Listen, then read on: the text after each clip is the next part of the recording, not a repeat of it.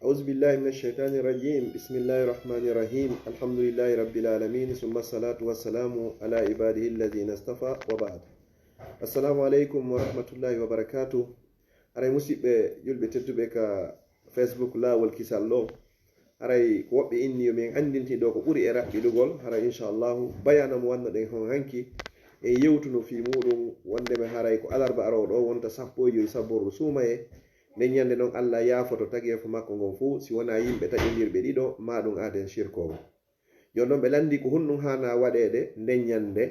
haray inchallahu haray hande ko sappo e ɗiɗi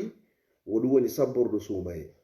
jon noon haray ko honɗum hanɗe wadde nden ñande ko horugol janngo tenen on e talata on e alarba on sa hori ɗeɗo balɗe tati ɗum ko tenen jango e talata faɗɗi jango e alarba faɗɗiti jango allah okkete baraji wa horuɗo lewru timmundu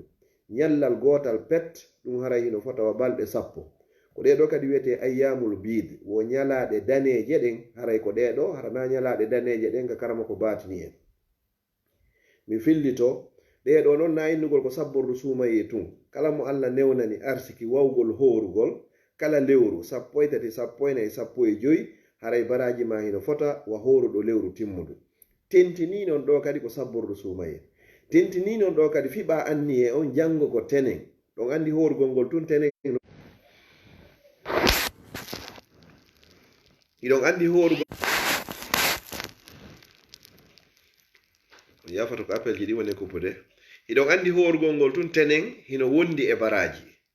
joni noon hawrodiri tenen on hawrodiri e sappo e tati joni noon fiɓa anniye on hande kadi ɗa horude tenen on fiɓa ɗon anniye on kadi hiɗa horude kadi sappo e tati lewru ndun ɗum ko sabbordu suumaye ndu allah okkama baraji a hori tenen on okkama baraji kadi a hori sappo e tati on haray ko ɗum ɗo hanuɗen waɗugol wona hay e hunde si on tigi no wurniti jemmaji ɗin surtout e ndu lewru ɗo hebbini janngugol qur'an haray hino moƴƴi mi toro jamma on fo yo feƴƴin vidéo on heña haramo be wawa mo hendade heblo haray inchallahu fi horugol ngol janngo hoora faɗɗi jango hoora faɗɗiti jango koko mi inni noon yo hoore ɗo na ko wona wiyede koye yo hoore fi corona no ari ma ɗum innugol ko lette allah teppini en hooru ñallal na ɗum ɗon dey mi précisa moƴƴa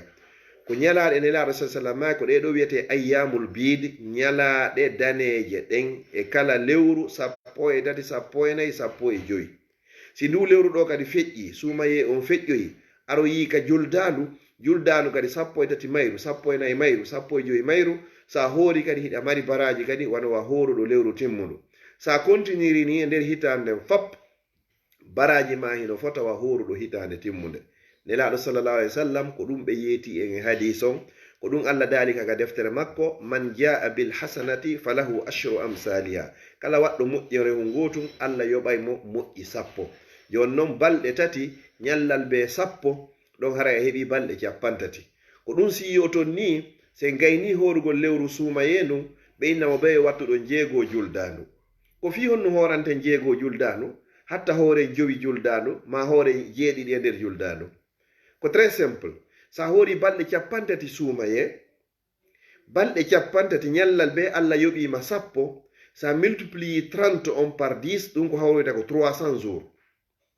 joni noon e nder hitande nden ko 360 jours woodi wonande enen julɓe ɓen joni noon haray ko 60 jours manki ɗo yo hitande nden timmo joni noon nela sislam maki yen ɓeydu balɗe jeego e juldandu balɗe jeego ɗen ñallal be ñallal so tawi ƴetti balɗe sappo sa multiplie noon hande kay 6 fois 10 ɗum haray ko hawroyta ko 60 jours joni noon 60 on plus 300 on ko horuɗa suuma en kon e jeego juldanduje ɗen haray hande kadi a windanama baraji wa horuɗo hitande joni noon sa ƴetti an kadi lewru be lewru ɗa hewde sappo e tati sappo e nayi sappo e joyi on ɗi mana lewru be lewru sa horiɗi en ɗon tati baraji ma fotawa horuɗo lewru ndun sa jokkiri noon ha hitande lanni haray ɗa mari baraji wa horuɗo hitande timmude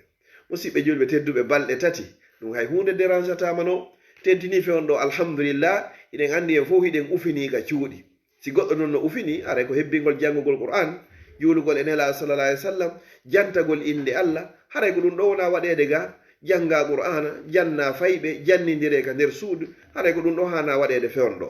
ala yaltude kadi golloygol sakko hara joni a innayi a ronki ala wadde programme ji hay e hunde yaasiji haray ɗo inchallah ko wakkilagol hannde kadi immo ñaama wona enen woniri ɓe roɓe ɓen fewno ɗo kamen woniri ɗo belgique ɗo a sulloto fewno ɗo ha e 5 heures sa ñaamiɗo ko 5 heures ha a haari tef walla inno no woma jogitade ɗo joni ha e 20 heures fewno ɗo fotoron ko 20 heures telen 19 ha 20 haray ko telen ɗo woni fotoron huntoɗa hannde kadi a heeɓi baraji a jangi qur'an a jantike inde allah a juuli ene laaɗo sallllahu alayhi wa sallam a soñjaki a yaltare a yaasi ala andugol nangue o hay e hunde ko woni toon haray ko noon falno andintinde inchallah yo allah o newnam en fof meɗen wawen horugol ngol janngo e faɗɗi janngo e faɗɗiti janngo kala kadi feƴƴinɗo yewtere nde goɗɗo yi'oyde anditi ɓayare buy hino anda ɗo ko andintingol ko allah ini fa zakkir fa inna zicra tanfaul muminin andintin andu anditingol ngol nafa gomɗinɓe ɓen haray kan kadi yo allah o windanmo baraji woɓɓe noddi ilanɗo ila alma mi wolano fimo hanki haray no gasa noon hara ɓe yeggido seeɗa inchallah yo allah windan fof baraji newnana en hooren o jaɓana en kadi feƴƴinɗo yewtere nde o yo allah dandumo coronavirus horoyo ɗum ɗo fof yo allah o jaɓamo dandamo nde nawnare musidɓe meɗen boyi hara hino woodi nawnuɓe ɗum ɗum humpitama haray yo allah o dikkimɓe reena ayna danda ɓe nawnari ɓen nawnuɓe ɓen fop yo allah o dikkimɓe kala ƴettitaɗo e muɗum yo allah waɗa ko yanɗo sahide yo allah ittan en andeji suuɗiɗi e feeñuɗi wassalamu aleykum wa rahmatullahi wa barakatuh